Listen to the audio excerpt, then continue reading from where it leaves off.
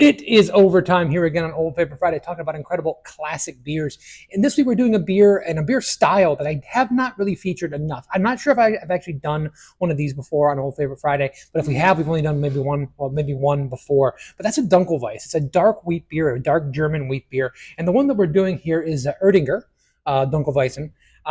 This is a beer style that I fell in love with years and years ago, probably 15 years ago. Francis Connor makes a great one. It was widely available down here in South Florida. The first one I ever tried. There's other ones out there, other great versions, but Francis Connor was one of the ones that I tried first. And I had a local beer bar that kept it on almost kind of for me, because it was a beer that I had to have one pretty much every time I went in. It's just a style of beer that I love. It's a dark German wheat beer, if I didn't already say that. It has all the classic flavors, I should say, of the Hefeweizen, which gives you a little bit of banana and clove and some of those flavors that come off of that yeast with the tanginess of the wheat, as well as adding like roasty characteristics, chocolate characteristics, malt-driven flavors of like caramel. I said chocolate, the roasted nuts or breadiness, really adding to the complexity. I love a good Hefeweizen. It's a style of beer I also really enjoy. But this to me just kind of amps it up, gives it more and more of layers and complexity that really make that beer shine. And they're really not highly available, at least in the area that I live. There's only a few that you can find on the shelf. I mentioned Francis Connor earlier, not available down here. Haven't seen it in a very long time. Erdinger is one of the few that I've seen, and it's long overdue, because not only do I love the style, but I love this this particular Dunkelweiss, because it is really tasty. And you see from the color, this is it's dark. I mean, these beers are usually described as brown. This beer is almost going into almost like a black territory. It's a little bit darker. I know that some Dunkelweiss beers are almost like kind of amber in color. This is a little bit darker, so you're getting a little more roastiness here. I'm also getting a little more like hints of like baker's chocolate, where other ones might be a little more fruit forward and might have a little more caramel.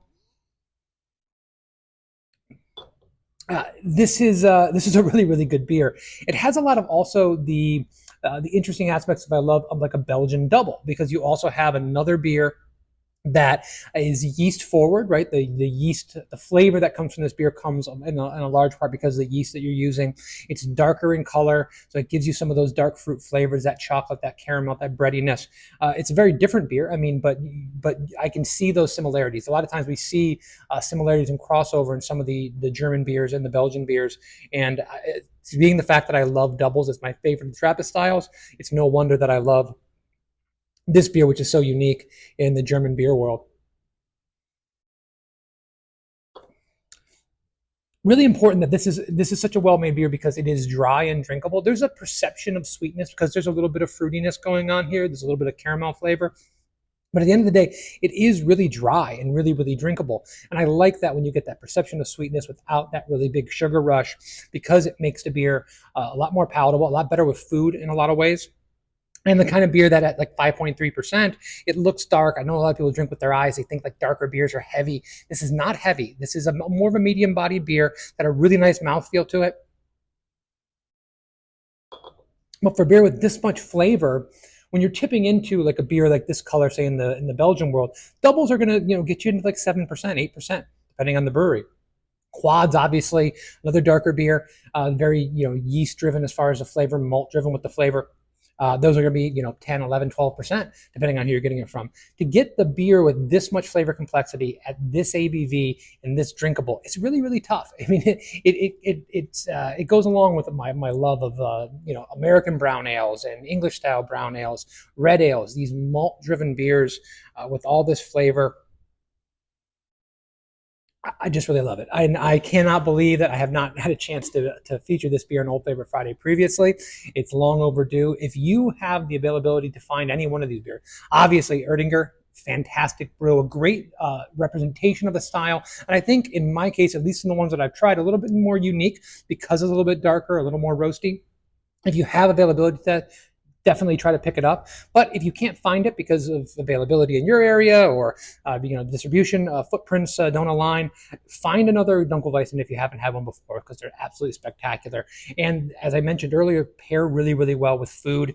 A lot of the recommendations for these German style beers are always like, oh, pretzels and schnitzel, sausages. Those are good recommendations. I like to do something a little bit different I think with the roasty aspect of this beer and that perception of sweetness, I can actually see this going well with barbecue ribs. I'm not talking about like a dry rub. If you go with more of a saucy, smoky barbecue sauce with that, I think that smoky flavor would pair really, really well with the roastiness, that perception of sweetness and fruit flavors, the banana, that's going to play really, really well into those flavors and complement that really well. And the mouthfeel, the body of this beer is medium bodied. It's going to go well and pair up well, power to power with the ribs. And another one, just kind of a simple dish that I was thinking of with this, these beers, brown ales in general, but this kind of brown ale goes really well with like root vegetables. If we paired this up with like a pot roast, simple, salt, pepper, garlic, onions, things of that nature, and then you put it in there with the carrots, the parsnips, things like that,